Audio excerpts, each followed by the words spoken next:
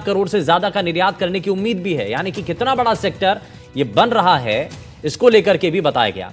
साथ ही बजट में कुछ बड़े ऐलान भी किए गए हैं। दरअसल 6 साल के अंदर मसूर, तुअर जैसी दालों की पैदावार बढ़ाने के लिए सरकार का फोकस है। मैन्युफैक्चरिंग को बढ़ावा देने के लिए, लेकिन मैन्युफैक्चरिंग और फैक्ट्री होती है स्टेट्स में, वो लगती स्टेट्स में है। तो कई जगह हमने देखा, चाहे वो लैंड का इशू हो, लेबर का इशू हो या इलेक्ट्रिसिटी का इशू हो, वो एक स्टेट सब्जेक्ट है।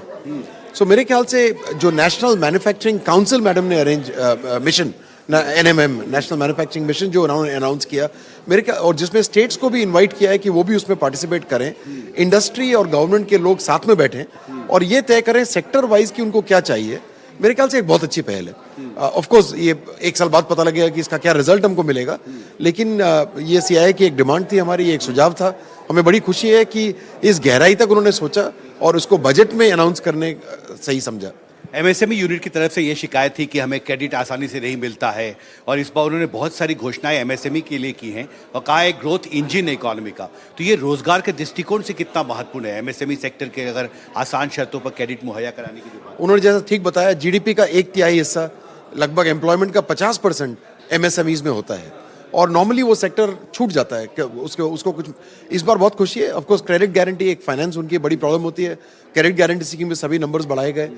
एक चीज़ जो शायद बहुत उन्होंने विस्तार से नहीं कही, लेकिन चलते चलते कह दी, जिसका बहुत बड़ा इम्पैक्ट पड़ने वाला है, वो है कि हमारा जो टर्नओवर क्राइटेरिया है कि एक माइक्रो एंटरप्राइज, आज तक हम 5 लाख रुपए वाली कंपनी को मानते थे या एंटरप्राइज, उसको उन्होंने 10 लाख कर दिया। जो स्मॉल मीडियम एंटरप्राइज थे वो 50 करोड़ थे, उसको 100 करोड़ कर दिया है, और जो मीडियम जो 250 करोड़ था उसको 500 करोड़ कर दिया है। तो अब बहुत सारे लोग और भी उस कैटेगरी ऑफ MSME में आ जाते हैं, जो मेरे ख्याल से एक इन्फ्लेशन की वजह से जो नंबर बढ़ा था उनका उन्होंने उस पर भी ध्यान दिया है, और मुझे मैं उनका शुक्रिया करूंगा कि उन्होंने इसकी तरफ भी ध्यान दिया। हमसे बात करने के लिए आपका बहुत बहुत शुक्रिया विनोद सर। तो देखिए नगमा बहुत साफ। तो यहाँ देखिए लगातार लोगों से प्रतिक्रिया भी ली जा रही है, और इस जो बजट है, बजट के बाद जो परिवर्तन किए गए हैं या जो बड़े ऐलान किए गए हैं, उसमें लोगों की प्रतिक्रिया क्या है, इसमें इंडस्ट्रीज़ पर क्या असर पड़ेगा, उद्योगों पर कितना प्रभाव पड़ेगा, ये सभी चीज़ें लगातार हम बातचीत के जरिए जो परिवर्तन की बात की है उसे इससे मुझे लगता है कि टैक्स फाइनली गवर्नमेंट खुद ना लेके उन जो टैक्स पेयर्स हैं, जो इनकम खुद जनरेट कर रहे हैं, उनको और इन्वेस्टमेंट करने की अपॉर्चुनिटीज़ मिलेगी। अब आपका इंट्रोडक्शन एक बार वापस से। अंजलि गाडिया, CEO of AKS bearings limited. Thank you. तो देखिए, ये कहा गया है कि जब लोगों के पास पैसा होगा, जब जेब में पैसा होगा, तभी वो इन्वेस्ट कर पाएंगे। अब बाकी चीज़ों में भी अब इससे जो है और ज़्यादा अर्थव्यवस्था को भी मजबूती मिलेगी, साथ ही लोगों की आर्थिक स्थिति पहले से बेहतर हो पाएगी। वहीं इसमें बजट के दौरान कई बड़े ऐलान भी किए गए हैं। इसमें जो कि सबसे बड़ी बात यही है कि इस बजट के अंदर सबसे ज़्यादा फोकस यही है कि 12 लाख रुपए तक की आय पर कोई भी इनकम टैक्स नहीं लगेगा। वहीं साथ ही एक और बड़ा ऐलान किया गया है, न्यू टैक्स बिल जो है अगले हफ्ते लाया जाएगा, और डायरेक्ट टैक्स रिफॉर्म को हालांकि बाद में बताया जाएगा। लेकिन इसमें एक और बड़ी बात है, कैंसर की जो दवाएं हैं वो सस्ती करने को लेकर भी बड़ा ऐलान किया गया है। पिछले 4 साल का जो IT रिटर्न है वो एक साथ आप फाइल कर सकेंगे, यानी कि ये बात भी साफ की गई है। इनकम टैक्स फाइलिंग की जो सीमा है उसको 2 साल से बढ़ा करके अब 4 साल कर दिया है। जी, वित्त मंत्री ने जो बजट पेश किया, आपकी नज़रों में उसमें क्या खासियत है? जैसा कि मैं स्किल डेवलपमेंट के क्षेत्र से हूँ, बड़ा निश सेगमेंट है। किसी भी देश को ग्रो करना है तो एजुकेशन का बहुत महत्व है, और इस बजट में कुछ 5 चीज़ें मैंने नोट करी जो बहुत ही इम्पॉर्टेंट है और जो इंडिया को एक विकसित भारत को डेवलप करने के लिए बनाएगा। इन्होंने एक IITs के लिए 20 IITs के लिए जो इंफ्रास्ट्रक्चर क्रिएट किया है, तो वो एक रिसर्च लेवल का एक इंफ्रास्ट्रक्चर और एक मूवमेंट करेगा जो एजुकेशन को एक नेक्स्ट लेवल पे दे सकता है आयाम। एक इन्होंने 500 करोड़ का फंड एक AI लैब बनाने के लिए, AI सेंटर ऑफ एक्सीलेंस बनाने के लिए जो इस्टेब्लिश किया है। अभी अपन कुछ दिनों से देख रहे हैं कि चाइना में जो डीप सेक और कई AI वाली फर्म्स काफ़ी एक्टिव हो रही हैं, और इंडिया का जो AI का इंफ्रास्ट्रक्चर है या रिसर्च है वहाँ पे अपन लैग कर रहे हैं। इंडिया में सारे माइंड्स हैं जो कि अच्छा काम कर सकते हैं, लेकिन वो सारे माइंड्स या तो US चले जा रहे हैं या वो देश छोड़ रहे हैं। तो अगर इस तरह का एक सेंटर ऑफ एक्सीलेंस देश में बनता है तो अलग ही लेवल का अपन एक एआई के ऊपर खुद की ऐप्स और खुद की जनरेटिव एआई की ऐप्स अपन इंडिया बनाना चालू कर सकता है। एक जो इन्होंने 500 अटल टिंकरिंग लैब का जो स्टार्टअप किया है, स्किल डेवलपमेंट के लिए बहुत ज़रूरी है कि बच्चों को बहुत ही स्टार्टिंग लेवल से थ्योरेटिकल बुक्स की बजाय जो नेशनल एजुकेशन पॉलिसी भी आई है उनको प्रैक्टिकल ओरिएंटेड काम कराया जाए, जिसमें क्यूरियोसिटी, जैसा उन्होंने बोला निर्मला जी ने, कि एक क्यूरियोसिटी डेवलप की जाए, बच्चों का माइंड विकसित किया जाए, रादर देन उनको क्लर्क बनाने के लिए वो एक out of the box approach से सोचें। तो इस तरह से स्किल डेवलपमेंट के लिए बहुत ही फिनोमिनल बजट है और जो काफ़ी देश को इम्प्रूव करने में मदद करेगा। इसके साथ ही हेल्थ के ऊपर उन्होंने जो एक्टिविटीज़ करी है और हेल्थ के ऊपर जो कंसंट्रेशन है, शिप बिल्डिंग पे है, जनरल मिडिल क्लास के लिए जो फंड्स को कंज्यूमेबल इकोनॉमी बना रहे हैं, तो ये अपने आप में एक बहुत ही रिवॉल्यूशनरी बजट है जो देश को तो ये लगातार प्रतिक्रियाएं भी सामने आ रही हैं, रिएक्शंस लोगों के हैं और कैसे उद्योगों को और कैसे अर्थव्यवस्था को मजबूती मिलेगी, इसको ज़रा लगातार हम बता भी रहे हैं। और साथ ही अब राजस्थान से प्रतिक्रियाएं क्या इस पर आ रही हैं। बजट अब सामने आ चुका है, बड़ी घोषणाएं हो चुकी हैं। जयपुर से हमारे संवाददाता वीरेंद्र हमारे साथ जुड़ चुके हैं। ज़रा उनका रुख कर लेते हैं। वीरेंद्र, ज़रा बताइए, क्योंकि इस बजट के अंदर बहुत सारी बड़ी बातें और सबसे ज़्यादा जो फोकस है वो सैलरीड पर्सन के लिए है, क्योंकि मध्यम वर्गीय परिवार के जो लोग हैं उनके लिए ये बजट बहुत खास है। 12 लाख तक की आय पर कोई टैक्स नहीं होगा, ये सबसे बड़ी राहत की बात है।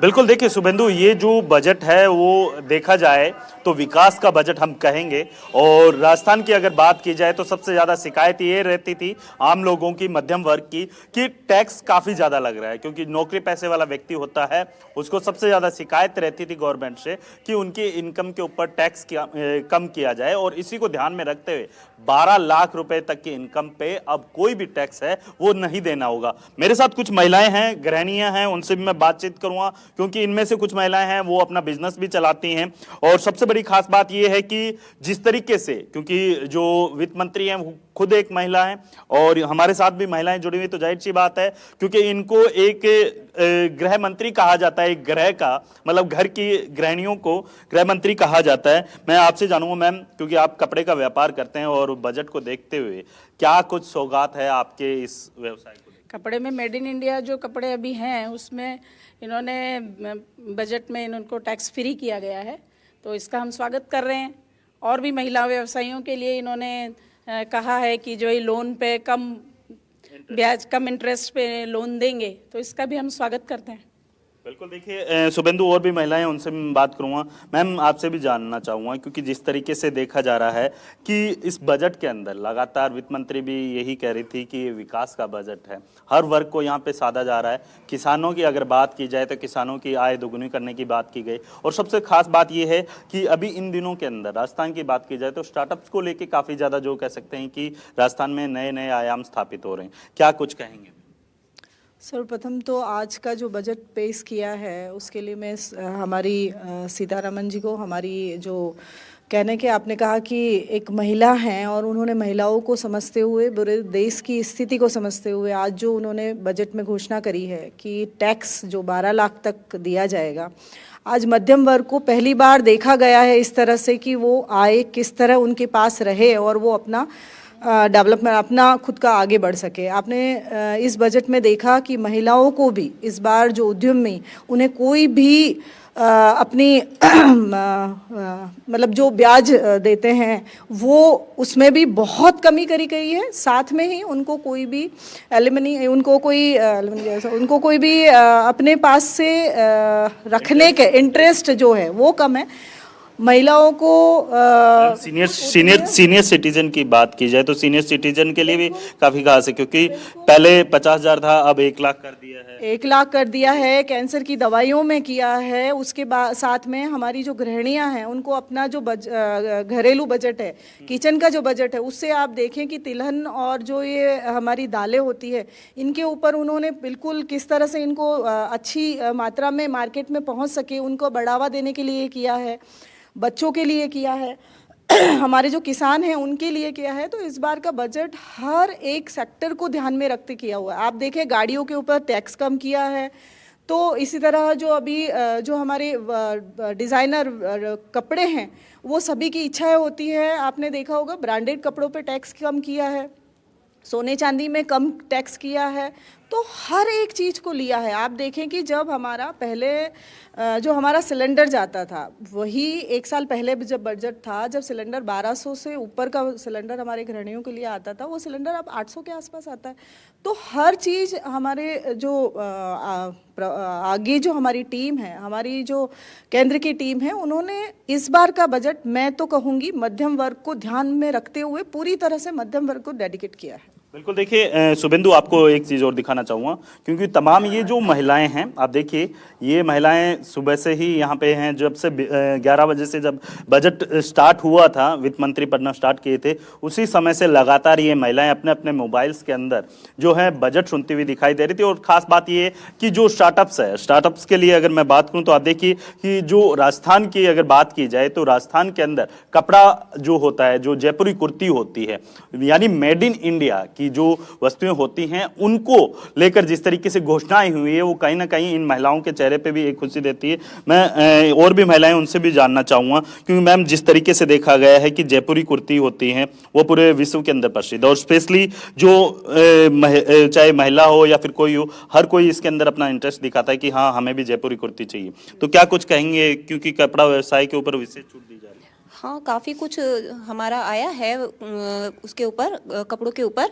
और जयपुरी कुर्ती हमारे केवल इंडिया में ही फेमस नहीं है, बाहर भी उसका एक्सपोर्ट हो रहा है और काफ़ी कुछ उसमें हमें बेनिफिट मिला है। और ख़ास करके महिलाओं को, क्योंकि छोटे छोटे ग्रुप महिलाओं के उसको सिलाई कर रहा है, कोई उसको पैक कर रहा है, कोई कुछ कर रहा है, तो उनको काफ़ी बेनिफिट हुआ है इससे। तो फायदेमंद है। हाँ जी, बिल्कुल बिल्कुल बिल्कुल। देखिए विकास का बजट है, और विकास के बजट को ध्यान में रखते हुए तमाम जो महिलाएं हैं उनके चेहरे पे भी अलग खुशी दिखाई दे रही है। और सबसे खास बात यह है कि इस बजट के अंदर मध्यम वर्ग के जो लोग रहते हैं उनके चेहरे पे तो एक खुशी है ही, लेकिन सबसे खास बात यह है, जयपुर की अगर बात की जाए, जयपुर में तमाम जो बिजनेस वूमेन हैं वो लगातार यही रिक्वेस्ट कर रही थी, जो तमाम जो यहाँ के जो अपने प्रतिनिधि हैं उनसे भी यही चर्चा ही कर रही थी कि कम से कम जो इनका व्यवसाय है, जो ये अपना व्यवसाय करती हैं महिलाएं, इसके ऊपर कोई ना कोई छूट मिलनी चाहिए। और नए स्टार्टअप्स के लिए जिस तरीके से घोषणाएं हुई, कहीं ना कहीं जो राजस्थान की बात की जाए तो उनको आगे बढ़ाने के लिए, महिलाओं को आगे बढ़ाने के लिए नए आयाम स्थापित की जाएगी। जी ठीक है, अब वीरेंद्र वापस लौटता हूँ। सुशांत पारेख इनपुट एडिटर हमारे साथ जुड़ चुके हैं, ज़रा उनका भी रुख कर लेते हैं। सुशांत, क्योंकि ये बजट जो है वो शायद कोई भूल नहीं पाएगा, बहुत सारे लोगों के लिए बहुत बड़ी खुशखबरी लेकर के आया है। 12 लाख तक की टैक्स छूट, और साथ ही इसमें बहुत बड़े बड़े ऐलान किए गए हैं। इसमें एमएसएमई से लेकर के जो स्टार्टअप्स हैं उनको कैसे इंप्रूव किया जाए, कैसे उनको मजबूत किया जाए, इस सब पर फोकस है। शिक्षा से लेकर के व्यापार तक सभी ऐसा ज़्यादातर वर्ग है जिस पर बात की गई है। इस दौरान व्यापारी वर्ग का क्या कहना है इस पर, वो क्या क्या मान रहे हैं इस बजट को?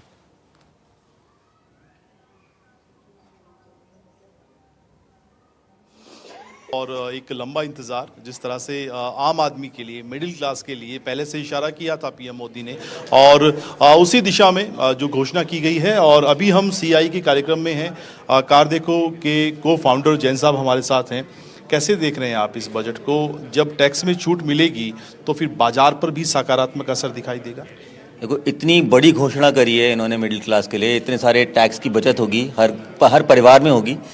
तो overall I think when savings are more in the house, तो इन्वेस्टमेंट भी बढ़ते हैं और उसके साथ साथ खर्चे भी बढ़ते हैं। तो ओवरऑल इकोनॉमी को बूस्ट मिलता है जब कोई भी कंज्यूमर बेस्ड इकोनॉमी बनती है। तो यहाँ से इनडायरेक्ट इम्पैक्ट बहुत पॉजिटिव होगा इकोनॉमी को विद दिस स्मूथ। जैसा इशारा किया था पीएम मोदी ने कि मिडिल क्लास के लिए, आम आदमी के लिए, कॉमन मैन के लिए बजट होने वाला है, उस दिशा में घोषणा की गई है। और एक बात जो कि कुछ बचत होगी तभी मार्केट जो है वो बूस्ट करेगा, मार्केट पे उसका असर पड़ेगा। टैक्स में जब ये छूट मिली है, आम आदमी की चाहे वो सैलरीड हो, एक ठीक ठाक अमाउंट उसका सालाना बचेगा। किस तरह से, किन चीज़ों पर, कौन से सेक्टर पर इसको आप असर देख रहे हैं? देखो, तो कंज्यूमर बेस्ड सेक्टर्स हैं, क्योंकि जो आम बजट जो होता है किसी घर परिवार का, तो एफएमसीजी सेक्टर को डेफिनेटली बूस्ट मिलेगा। और जो ऑटोमोबाइल सेक्टर है उसके अंदर टू व्हीलर्स और अर्ली स्टेज व्हीकल्स, उनको भी बूस्ट मिलना चाहिए। बाकी ओवरऑल आप बजट को कैसे देख रहे हैं? ओवरऑल बजट काफ़ी वेलकमिंग है। आई थिंक भारत एक प्रगतिशील देश है, तो धीरे धीरे कंट्री आगे बढ़ती है। तो ये वाला बजट काफ़ी, स्पेशली स्टार्टअप्स के लिए भी इन्होंने फंड अनाउंस किया है। तो हमारे सेक्टर के अंदर तो फंड ऑफ फंड्स के अंदर लिक्विडिटी आती है, तो उससे इनडायरेक्ट जॉब्स भी बढ़ती हैं। तो ग्रोथ सेक्टर ये है, इनोवेशन करेंगे तो आगे बढ़ते रहेंगे। किचन पर भी इसका असर पड़ने वाला है। एक अगर हम आम आदमी के घर का बजट देखें तो वो भी अब बेहतर व्यवस्थित कर सकेगा। बिल्कुल, हर घर परिवार के अंदर देखो 25 से 30 लाख रुपए तक के जो लोग इनकम ब्रैकेट में हैं, जो कि मेजॉरिटी ऑफ भारत है, उन सबको बेनिफिट है। तो सब जगह इम्पैक्ट दिखने वाला है। बिल्कुल। और हम स्टार्टअप की बात कर रहे थे, स्किल सेक्टर में काम करने वाले भी उद्यमी हमारे साथ हैं। अनुराग जी, आशुतोष जी, क्या आपको लगता है उम्मीदों का बजट कहें, आशाओं के पूरे होने का बजट कहें, और लंबे इंतजार के बाद इस तरह की बड़ी राहत मिली? जी जी, तो बहुत ही महत्वपूर्ण बजट है और एक माइलस्टोन स्टैब्लिश होगा इससे। तो स्किल डेवलपमेंट के अंदर हम काम करते हैं। मेरा नाम आशुतोष है और इस तरह के जो इक्विपमेंट और जो इंस्टीट्यूशंस को ये एनहांस कर रहे हैं, जैसे कि इन्होंने एक 500 करोड़ का AI सेंटर बनाने की बात करी है। अभी जैसे अपन चाइना में देख रहे हैं एक डीप सेक करके, और कई स्टार्टअप्स और कई कंपनीज AI के अंदर इस्टेब्लिश कर रही हैं, और ये 500 करोड़ का फंड आने से एक सेंटर ऑफ एक्सीलेंस जो बनता है, ये देश का नाम और US से टक्कर लेने में और चाइना से एक अमेजिंग स्टेप है। 20 IITs का जो इंफ्रास्ट्रक्चर, जैसे हम लोग IIT दिल्ली भी जाते हैं, बॉम्बे भी जाते हैं, तो वहाँ पे इंफ्रास्ट्रक्चर अच्छा है लेकिन और बेटरमेंट किया जा सकता है। तो उसके लिए बहुत अच्छा सेटअप है कि IITs को बेटर किया जाए। एक इन्होंने 500 टिंकरिंग लैब को जो इस्टेब्लिश करने का काम किया है। तो टिंकरिंग लैब पहले भी थी, लेकिन अब मोदी जी के उद्देश्य में अगर वो उसको और बेटर करते हैं तो स्टूडेंट्स में जो जिज्ञासा जो है, जो क्यूरियोसिटी है, वो नेशनल एजुकेशन पॉलिसी के तहत बहुत अच्छा स्टेप इस्टेब्लिश होगा। एक IIT पटना के ऊपर और जो बिहार के ऊपर जो इन्होंने स्पेसिफिकली फोकस किया है एयरपोर्ट्स बढ़ाने के लिए, तो वो बिहार की एक यूपी और बिहार एक बहुत अच्छी स्टेट्स हैं जहाँ से जो देश के लीडर्स पैदा होते हैं, और वहाँ पे अगर एजुकेशन और इंफ्रास्ट्रक्चर को बेटर किया जाएगा तो बहुत ही अच्छा काम होने चुनाव भी आने वाला है। चुनाव भी आने वाला है। लेकिन किसानों के लिए 11 बड़े ऐलान, अगर हम इसमें देखें तो एक बड़ी बात जो है वो 3 लाख से 5 लाख क्रेडिट कार्ड, किसान क्रेडिट कार्ड की लिमिट बढ़ा दी है। किसान के जीवन को बेहतर करने का संकल्प इस सरकार का शुरू से है। अगर आप देखें तो एग्रीकल्चर जो इकोनॉमी है, किसी भी देश की मेजर इकोनॉमी होती है, और इंडियन विलेजेस में जो एजुकेशनल ये एग्रीकल्चर जो बढ़ाना देने के लिए जो अपनी काम है, ये बहुत ही इम्पॉर्टेंट है। किसी भी इकोनॉमी को सुदृढ़ करने के लिए एग्रीकल्चर को बेटर करना, उसके ऊपर क्रेडिट कार्ड को एजुकेशन देना, सेंटर ऑफ एक्सीलेंस स्टैब्लिश करना, लोन्स देना, ये सरकार की प्राथमिकता होनी चाहिए, क्योंकि एक मेजर जो तबका है वो एग्रीकल्चर से जुड़ा रहता है। तो it's a must for the economy for anybody. तो एजुकेशन, एग्रीकल्चर और हेल्थ, ये 3 सेक्टर्स गवर्नमेंट की प्रायोरिटी रहे हैं इसमें। बिल्कुल। और युवा उद्यमी आशुतोष भी हमारे साथ हैं। आशुतोष, युवाओं के नज़रिए से कहें तो कैसा बजट है? मेरे ख्याल से बहुत फ्यूचरिस्टिक बजट है, क्योंकि एक तो इनकम टैक्स पे जो वेव ऑफ किया है टैक्स, जो 12 लाख से नीचे, वो बहुत इंटरेस्टिंग है, क्योंकि जो इनकम लोग युवाओं के पास बचेगी वो आजकल ज़्यादा स्पेंड करना चाहते हैं, तो वो उनके पास एक अपॉर्चुनिटी बन गई है कि वो उस इनकम को और देश में स्पेंड करें। तो वो उस हिसाब से भी बहुत इंटरेस्टिंग है। मैं हॉस्पिटैलिटी सेक्टर से हूँ, तो जो बजट में बताया गया कि 50 डेस्टिनेशंस को ये लोग और डेवलप करेंगे और उधर होटल्स लाएंगे, वो बहुत इंटरेस्टिंग है, क्योंकि मेरा ये मानना है कि अपने देश में बहुत अनएक्सप्लोर्ड डेस्टिनेशंस हैं, तो लोगों को बाहर जाने की ज़रूरत ही नहीं है। अपने देश में सब वैरायटी के जगह हैं जो कि लोगों को एक्सप्लोर करने चाहिए। और रिलीजियस और स्पिरिचुअल टूरिज्म पे भी बहुत फोकस दिया है, क्योंकि वो बहुत इंपॉर्टेंट है अपने देश के लिए, तो वो बहुत इंटरेस्टिंग। और हील इन इंडिया इनिशिएटिव बहुत एक इंटरेस्टिंग इनिशिएटिव लाए हैं, बिकॉज अपने देश में आयुर्वेदिक जो टेक्निक्स हैं वगैरह हैं वो बहुत इम्पैक्टफुल रहती हैं। तो मैं चाहता हूँ कि देश और विदेश से लोग आएँ और इसका एक्सपीरियंस करें।